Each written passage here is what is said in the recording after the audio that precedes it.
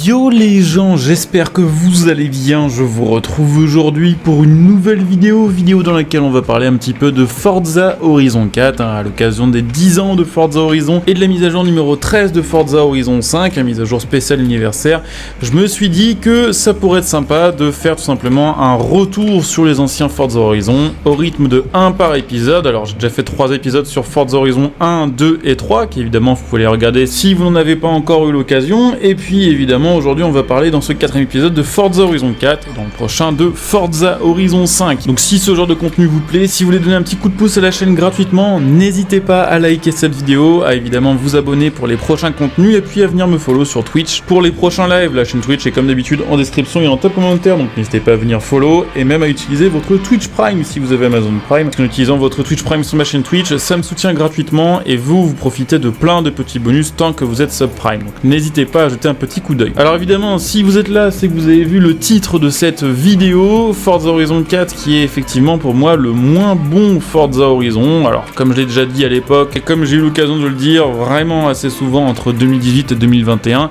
c'est pas parce que c'est le moins bon d'une bonne série de jeux que ça en fait un mauvais jeu. Forza Horizon 4 reste un très bon jeu de course open world, et a été un petit peu l'épisode pivot de la série Forza Horizon, puisque c'est ce Forza Horizon 4 qui a permis à Forza Horizon et à cette licence d'être vraiment une licence grand public et de ne pas être seulement une licence réservée aux fans de voitures. Donc c'est vraiment avec Forza Horizon 4 et le Game Pass que ça a explosé. Et même si voilà, effectivement Forza Horizon depuis Horizon 4 a changé de vibe et que c'est moins orienté vraiment passion auto, c'est quand même chouette qu'on ait dans ce style de jeu des très gros jeux, des AAA qui rayonnent au-delà des frontières de la passion auto et au-delà de cette niche. Et au moins Forza Horizon 4 aura permis ça. Donc dans cette vidéo évidemment voilà, on va faire une petite review de Forza Horizon 4, on va parler des points positifs, des points négatifs, des éléments marquants de ce jeu. Et on va commencer par parler un petit peu de ses points forts, évidemment. Comme pour les précédents Forza Horizon, Horizon 4 est arrivé et graphiquement, il n'y avait rien à lui reprocher, le jeu était vraiment très très beau, que ce soit sur PC ou sur console, puisque oui, c'est vrai, je ne l'ai pas précisé, mais Forza Horizon 4 est sorti sur PC et sur Xbox, il était crossplay et il est sorti, puisqu'il me semble ne pas l'avoir dit dans cette vidéo, il est sorti le 2 octobre 2018. Donc Horizon 4 qui est sorti et qui était vraiment très très beau graphiquement, moins clinquant que Forza Horizon 3, mais parce qu'on avait une map et une ambiance totalement différente, et on aura l'occasion d'en reparler plus tard dans cette vidéo, et surtout jeu bien plus optimisé sur PC que Forza Horizon 3. Il est vrai que sur Horizon 3 sur PC, il fallait quand même avoir une sacrée config pour jouer en haute qualité.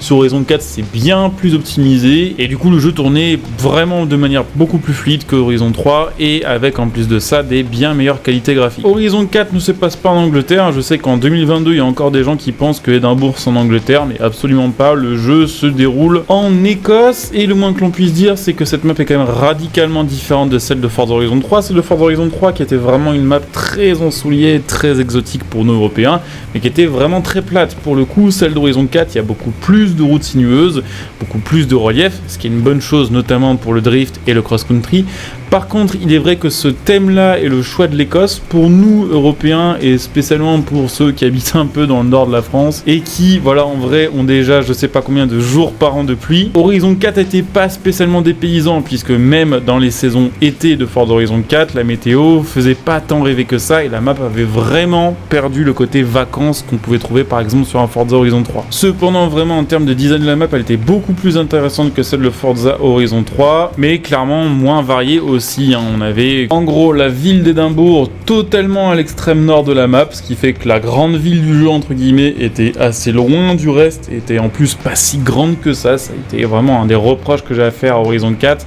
et pas vraiment de ville moderne, même si c'est vrai, Édimbourg est vraiment très très très joli. On avait quelques villages un petit peu à l'ancienne, disséminés un petit peu partout sur la map, et puis le reste c'était vraiment de la cambrousse, alors avec effectivement un petit peu de montagne au nord, un lac à gauche, un peu plus de forêt vers le milieu et des terres agricoles un peu plus travaillées, voilà, qui faisaient un peu plus industriel vers le centre de la map, vers l'est, mais globalement c'était très très vert partout. Alors effectivement pour tous les gens qui habitent dans des pays très secs, très arides, ça devait être vraiment une énorme différence, Et pour moi personnellement qui habite dans les pays de la Loire et qui suis entouré de forêts, de cambrousses et de champs agricoles, j'ai pas eu l'impression d'être dépaysé. Après évidemment chacun ses goûts, mais j'avoue que la map de Forza Horizon 4 m'a moins séduite que celle d'Horizon 3, même si honnêtement elle était mieux pensée en termes de route. Horizon 4 a terminé sa carrière avec plus de 750 voitures, ce qui pour le coup quand même énorme. On a en fait quasiment 4 fois le nombre de voitures que l'on avait sur Forza Horizon 1, et parmi ces 750 voitures, alors évidemment il y en a une très large majorité qui était sur le jeu de base, mais beaucoup ont été rajoutés via le Car Pass et via la sélection de festival. Alors on va parler de ces deux éléments dans cette vidéo. On va commencer par le Car Pass, voilà, histoire d'aborder quand même un petit point négatif. Le Car Pass de Forza Horizon 4 qui était pour moi une gigadouille. Le système de Car Pass d'Horizon 4 était à peu près le même que sur Horizon 5, c'est-à-dire 2 voitures ajoutées chaque semaine, et sur Horizon 4 en fait on nous a mis le paquet dès la première semaine du DLC, du Car Pass, avec l'ajout de la Koenigsegg Agera RS. Alors effectivement à ce moment-là, vu qu'on ne connaissait pas la suite du Car Pass, je pense que beaucoup de gens l'ont acheté ou ont précommandé l'édition Ultimate de Forza Horizon 4 en se disant bah putain, s'il commence comme ça le Car Pass, ça va être incroyable, ça va vraiment être worth it. Sauf que bah, dès les semaines suivantes, on a commencé à avoir ajouté sur le jeu des voitures qui étaient absolument pas demandées par la communauté, des voitures qui étaient un petit peu redondantes par rapport à des modèles déjà présents sur le jeu, hein, comme par exemple l'ajout de la Gallardo LP 570 en version Spider, sachant qu'on avait déjà la Gallardo de base sur le jeu et que la Gallardo est un modèle qui avait déjà 6 ans à la sortie de Forza Horizon 4, également l'ajout de plusieurs voitures britanniques dont l'ajout est logique puisque bah, le jeu se déroule en Grande-Bretagne, mais qui auraient dû être des voitures du coup présentes sur le jeu de base et non pas ajoutées dans le Car Pass, comme les différentes Triumph ou la Hillman par exemple, ou même la pile Trident, sachant que bah, sur le jeu de base on avait déjà la pile P50 en mise à jour gratuite et que clairement bah, la pile P50 est beaucoup plus fun et beaucoup plus hypante que la pile Trident, qui est d'ailleurs même moins performante sur le jeu que la P50. On a eu également une version pick-up du combi qui a été ajoutée sur le jeu alors qu'effectivement on avait déjà le combi. On a eu également le Ford Transit de 1965, alors qui pour le coup n'est pas redondant mais qui est clairement pas du tout un modèle qui était attendu. Donc au final il y avait clairement pas tant de modèles intéressants que ça. Je trouve d'ailleurs que sur Horizon 5 pour le coup le Car Pass a été bien plus intéressant, mais on en parlera dans la vidéo spéciale Car Pass. En tout cas pour moi, et je pense pour une bonne partie des joueurs, on a été pas mal déçus par les voitures ajoutées via ce Car Pass, et en tout cas c'était à l'opposé de ce que demandait la communauté. Mais je vous le disais, c'était pas le seul moyen pour eux d'ajouter des voitures, puisqu'on a eu beaucoup de véhicules qui ont été rajoutés de manière gratuite via le système de sélection de festival qui d'ailleurs faisait son arrivée sur Horizon 4. C'était le premier Forza qui avait ce système là et qui englobait différents types d'épreuves comme le Forzathon dont on a déjà parlé sur la vidéo de Forza Horizon 3, puisque c'était le Forza sur lequel les Forzathons ont été ajoutés. Donc sélection de festival de Forza Horizon 4 qui permettait en gros chaque semaine d'avoir une nouvelle voiture à débloquer, alors soit un retour d'ancien Forza, soit une vraie nouveauté, totalement gratuitement et avec différents objectifs à compléter, alors soit des championnats à gagner en utilisant tel ou tel modèle, soit des défis comme des radars ou des zones de drift à compléter, et puis des fois des épreuves un peu plus loufoques ou du multijoueur en arène saisonnière, ou évidemment aussi le test. D'ailleurs c'est marrant de voir que beaucoup de gens se plaignent du test sur Forza Horizon 5 alors qu'il est 150 000 fois mieux que sur Horizon 4. Sur Horizon 4 là il était vraiment difficile et parfois vraiment buggé avec des IA qui étaient vraiment imbattables pour le coup. En tout cas globalement ce système de sélection de festival a été une bonne nouvelle puisque ça a permis d'ajouter chaque mois 4 nouvelles voitures, 4 ou 5 nouvelles voitures, ce qui était très cool, ce qui était complètement gratuit et ce qui permettait au moins d'avoir un objectif chaque semaine à compléter, ce qui n'était pas forcément le cas sur les Forza précédents. On a également eu un nouveau système de story sur Forza Horizon 4 qui était très cool et qui a été repris sur Horizon 5, en moins bien d'ailleurs pour le coup. Je trouve que sur Horizon 4 le système de story était beaucoup mieux puisqu'on avait des stories qui étaient assez originales, avec par exemple des stories de type pilote de taxi ou pilote de limousine ou même livreur. Alors effectivement c'était pas forcément les plus passionnantes, mais le délire un petit peu métier à compléter était sympa. On avait évidemment les commerces du coup, donc des stories qui vous rapportaient de l'argent tous les jours selon vos résultats dans les épreuves de la story, et puis aussi des stories centrées sur les prouesses de drift par exemple, ou sur des clins d'œil à d'autres jeux comme le iRacer par exemple. Donc il y a eu plein de stories qui étaient très cool honnêtement et qui étaient assez variées et qui pour certaines présentaient un petit peu de défis. Alors au fur et à mesure des mois, les stories étaient de moins en moins intéressantes avec de moins en moins de challenges, mais au début, les premières stories, en tout cas celles vraiment du jeu de base, étaient très très très chouette et c'était, je trouve, une bonne nouvelle, un bon nouveau délire sur ce Forza Horizon. Il y a eu d'autres nouveautés ajoutées sur le jeu comme l'Eliminator, c'est pareil, hein, c'était une première sur Forza Horizon 4, l'Eliminator qui était d'ailleurs là aussi je trouve mieux sur Horizon 4 pour le coup parce que sur l'Horizon 5 la map est juste trop grande et il n'y a pas assez de joueurs pour remplir les maps, même si pour le coup l'Eliminator d'Horizon 4 présentait des voitures qui étaient encore plus abominables pour compléter ce mode et avait vraiment beaucoup plus de bugs. Le concept était le même sur Horizon 4 que sur Horizon 5, c'est-à-dire une espèce de battle royale en voiture où on élimine les autres adversaires en les prenant en duel en 1v1 et en arrivant devant eux. Une fois un duel terminé, on a la possibilité de gagner une voiture de catégorie supérieure et ainsi de suite jusqu'au combat final où en gros on a une dizaine de pilotes qui vont s'affronter jusqu'au dernier checkpoint pour gagner l'Eliminator. J'ai bien aimé ce mode et honnêtement à l'époque où il est sorti sur Horizon 4 ça a permis de relancer un petit peu la hype. Je trouve que sur Horizon 5 ils l'ont ajouté trop tôt, résultat ils ont plus cette cartouche à jouer pour relancer la hype et ajouter des nouveaux défis. Alors que sur Horizon 4 c'est arrivé au bout de la mise à jour 17 et clairement au bout d'un an et demi c'était vraiment une bonne nouvelle, vraiment de nouvelles choses à faire. Quelques mois plus tard d'ailleurs on nous a ajouté un autre mode, le Superset qui a été repris sur Horizon 5 sous le nom Event Lab parce que beaucoup plus poussé et permettant de faire beaucoup plus de choses, mais sur Horizon 4 le Superset permettait déjà de modifier des maps existantes, de créer des défis, bon c'était un peu plus restreint, il n'y avait pas autant de props, pas autant de possibilités, mais c'est pareil, ça a été ajouté au bon moment, ça permet de relancer encore une fois un petit peu la hype de Forza Horizon 4 et tout ça en fait malheureusement les deux choses que je viens de citer, l'Eliminator et le Superset, sont déjà présentes sur Horizon 5 depuis sa sortie, ce qui veut dire qu'ils n'auront plus cette carte à jouer pour relancer la hype, alors que sur Horizon 4 ça avait quand même plutôt bien marché. Un des gros défauts de ce Forza Horizon 4 qui pour moi était vraiment fixé sur Horizon 5 pour le coup, c'était la stabilité multijoueur. Sur Horizon 4 on nous avait rajouté un système de convoi alors que sur Horizon 3 c'était un système de serveur privé qui ne permettait pas de jouer à 72 joueurs mais il était vraiment stable et nous permettait d'enchaîner les épreuves sans déconnexion, sans désynchronisation de convoi. Horizon 4 ils ont testé un truc, le système de convoi, et ça a été malheureusement un calvaire sur toute la durée de vie de Forza Horizon 4. Le multijoueur a été problématique avec des semaines où ça marchait et des semaines où c'était impossible de jouer en multijoueur, en tout cas pour moi. C'était compliqué d'inviter des gens, c'était compliqué de se rejoindre, des fois on se voyait pas en épreuve, des fois on était lancé sur différentes épreuves sans le vouloir, des fois on n'avait pas les mêmes restrictions de voiture parce que c'était buggé, des fois quand on lançait une épreuve par exemple basée sur un Superset ou sur un tracé modifié Route Creator, nous on avait le tracé de base et certains joueurs avaient le tracé modifié, et le pire c'était franchement les problèmes de désynchro, les problèmes de connexion au convoi, ce qui faisait que sur une session multi d'une heure, perso je passais je pense pas loin de 20 minutes à stabiliser le convoi, à inviter. Donc en gros quand j'avais une heure à passer sur Forza Horizon, au final je passais que 30 minutes à jouer entre les différents chargements et les problèmes de convoi. Alors on sait pas vraiment pourquoi il y a eu autant de soucis, est-ce que c'est à cause du crossplay, est-ce que c'est à cause de ce système de convoi. En tout cas sur ce point là, grosse régression par rapport à Forza Horizon 3. J'ai pas vraiment parlé de l'histoire de Forza Horizon 4, vous l'aurez compris, c'est parce que l'histoire d'Horizon 4 est la même que sur Horizon 3 et que sur Horizon 2 au final, c'est directeur de festival, on améliore le festival, sauf que comme sur Horizon 3, on est déjà le king du festival, il n'y a pas vraiment d'enjeu, donc bon, j'en ai pas spécialement parlé, et c'est vrai que là-dessus, on n'avait pas forcément régressé, mais on n'avait pas non plus progressé par rapport aux deux épisodes précédents. Autre élément important de Forza Horizon 4, il y a eu 2 DLC, alors on va commencer par parler du bon DLC, c'est-à-dire de Fortune Island, qui est sorti sur Forza Horizon 4, le 13 décembre 2018, donc à peu près 2 mois après la sortie du jeu, DLC qui était quand même très très chouette, en tout cas j'avais vraiment aimé à l'époque parce que déjà la map était très jolie et changeait légèrement de cadre par rapport à la map de base, on sentait qu'on était sur une île au nord avec un petit côté folklore qui était assez sympathique avec les aurores boréales et tout ce qu'il y avait avec. On avait une map qui était vraiment orientée tout terrain et drift avec vraiment des très très très jolies routes sinueuses et avec vraiment des jolis décors et des effets météo qu'on n'avait pas du tout sur la map de base. Ce DLC ajoutait en plus 10 voitures qui étaient très sympas, la M5 de 2018, le Funko Motorsport F9 par exemple, qui était effectivement dur à conduire mais qui était un des véhicules les plus puissants du jeu et un des plus cons et marrants à conduire, la Koenigsegg CC8S, l'Aventador J, le Lamborghini Urus et la Saline S5 Raptor, plus évidemment l'aérocar entre guillemets de ce DLC, en tout cas le starter,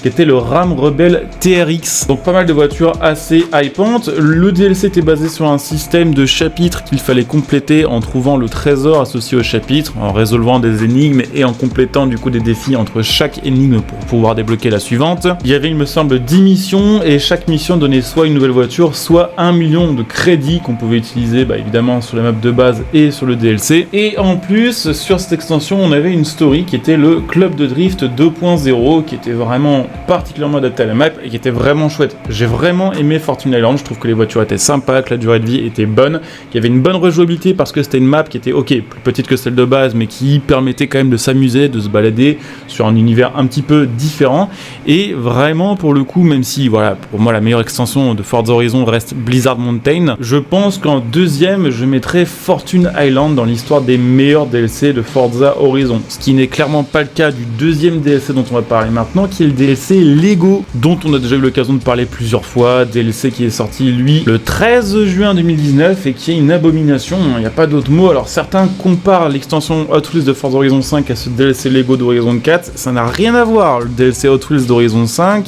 au final, n'est pas plus gamin que celui d'Horizon 3 par exemple, et propose même plus de contenu, une map plus grande et une réalisation plus intéressante qui va plus au bout du concept. Lego Speed Champions, c'était absolument inadapté à Forza Horizon, déjà parce que le thème Lego ne colle pas tout simplement. Alors ça aurait été Lego Technics, peut-être que ça aurait pu le faire un peu plus, mais je pense que c'est simplement pas une marque qui marche bien avec Forza Horizon. La map en soi était plutôt jolie, il y avait des jolis endroits, il y avait même l'ajout d'un circuit officiel sur la map qui était très cool, avec une petite ville au centre, mais tout était basé sur des constructions en Lego, ce qui faisait que c'était assez dur de faire abstraction de ça et de profiter des routes sans qu'on nous rappelle tous les 15 ou 20 mètres qu'on était dans un monde fait de Lego, absolument éloigné du réalisme, on va dire, un peu graphique de base d'un Forza Horizon. En plus de ça, ce DLC est basé sur du farm, c'est-à-dire que pour avancer, il faut réussir à casser les bonnes briques, à compléter les bons défis Lego, les bons défis briques, ce qui au début est sympathique et ce qui se fait assez rapidement puisque ça se fait un petit peu en mode passif,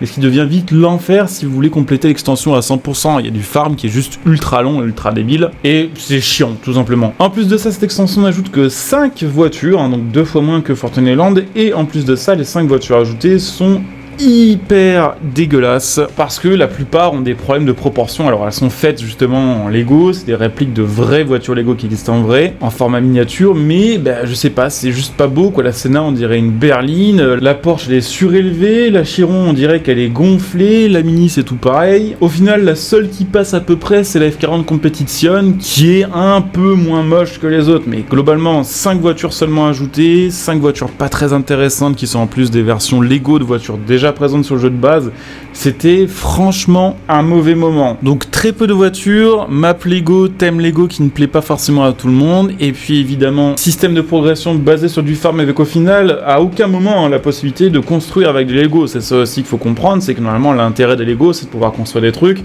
On aurait pu construire des voitures en Lego, ça aurait été absolument incroyable pour le coup, mais là non, en fait il n'y a aucun intérêt à avoir fait ça. Donc pour moi c'est clairement le pire des DLC qu'on ait eu sur un Forza Horizon, et à côté de ça on a Fortune Island qui est un des meilleurs. Du coup je dirais que c'est assez moyen pour l'instant en termes de DLC. J'ai oublié également de parler d'un autre point négatif. Quand tout à l'heure on parlait des voitures sur le jeu, quelque chose qui m'a vraiment beaucoup saoulé sur Forza Horizon, c'est le fait que beaucoup de voitures ont eu tout simplement des sons qui n'étaient absolument pas ceux qu'elles étaient censées faire en vrai, avec même beaucoup de copier-coller, beaucoup de voitures 4 cylindres par exemple qui font exactement les mêmes sons, ou beaucoup de voitures allemandes V8 4 litres qui ont exactement les mêmes sons. Résultat, quand un nouveau modèle était ajouté sur le jeu, au final on avait juste l'impression de jouer à un autre skin avec des stats différents, et ça clairement ça nuisait au fun de débloquer des nouvelles voitures. Vous l'aurez compris en regardant pour l'instant cette série de vidéos, Forza Horizon 4 et le Forza Horizon que je critique le plus, c'est pour moi le pire Forza Horizon, mais le pire dans une série qui globalement est une très très bonne série de jeux. Je pense que Forza Horizon 4 méritait sans problème un 15 sur 20, là où les autres de la série méritent entre 16 et 18 probablement. Je pense que Forza Horizon 4 a été vraiment le Forza pivot, le Forza où ils ont vraiment testé des choses, voir un petit peu ce qui marchait, ce qui marchaient pas, ils ont implémenté énormément de nouvelles features, et forcément quand on teste plein de choses, il y a des chances qu'il y ait des choses qui plaisent, mais il y a aussi plus de chances qu'il y ait des choses qui déplaisent. Je rappelle quand même que sur Horizon 4, ils ont implémenté l'Eliminator, le Superset, le concept de story et le système de sélection de festival. Ça fait quand même 4 grosses nouveautés, et que clairement c'est probablement parce qu'il y a eu ces grosses nouveautés qui ont été bossées, qu'il y a eu probablement des heures de boulot qui ont été grattées ailleurs, et qui ont probablement joué sur la qualité des sons de voiture, probablement aussi joué sur la qualité et la stabilité du multijoueur. Il y a eu également l'extension Lego qui a beaucoup divisé la communauté, certains qui étaient très contents, certains qui étaient absolument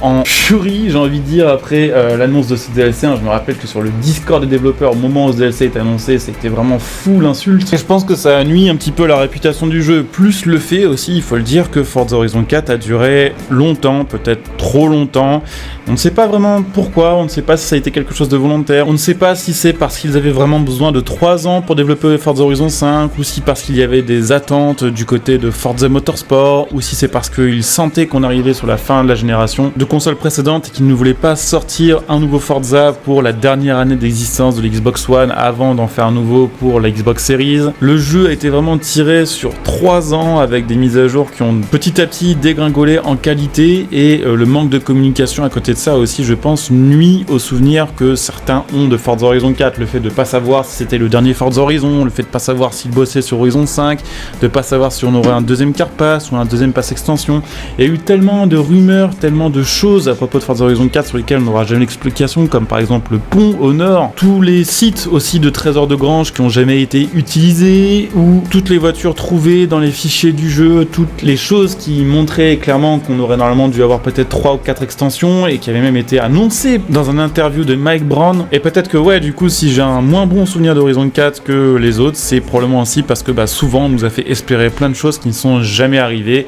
et ce qui sur 3 ans forcément a joué un petit peu sur le moral et sur la réputation du jeu. Voilà, Horizon 4 pour moi le moins bon, mais il reste quand même un banger, clairement, si on compare à la concurrence ou si on le compare aux autres jeux sortis cette année-là. Faut pas oublier que Forza Horizon 4 a quand même atteint 25 millions de joueurs en à peu près 4 ans, ce qui est colossal quand on voit qu'Horizon 3 n'a atteint que 8 millions de joueurs. C'est 3 fois plus. Horizon 3 d'ailleurs qui avait déjà fait 3 fois mieux, il est vrai, que Horizon 2, qui lui n'avait fait que 10 ou 15% de plus que Forza Horizon 1, et que effectivement 25 millions de joueurs pour un jeu comme Forza Horizon qui de base tapait 1,5 million de joueurs sur Horizon 1, c'est quand même une progression incroyable en seulement 10 ans pour le coup, ce qui probablement a été aidé évidemment par le Game Pass, puisque Horizon 4 a été un des premiers Forza à être dispo Game Pass, et du coup à être jouable par un beaucoup plus grand nombre de joueurs que uniquement les gens qui achetaient les jeux en version CD avant ou en code unique digital. Mais je pense que même sans ça, Horizon 4 aurait poursuivi la lancée de Forza Horizon 3 et aurait été un jeu beaucoup plus populaire que Horizon 3 à coup sûr. En tout cas, je serais curieux précisément sur Horizon 4 d'avoir un peu votre avis. Je sais que certains y rejouent parce qu'ils n'ont pas accroché spécialement à Forza Horizon 5. Alors c'est vrai que pour moi j'ai du mal à comprendre ça, puisque je considère qu'Horizon 5 c'est genre Horizon 4 mais en mieux sur tous les points, sauf peut-être les stories. Et dites-moi un petit peu en commentaire ce que vous avez pensé de Forza Horizon 4. N'hésitez pas évidemment à venir me follow sur Twitter,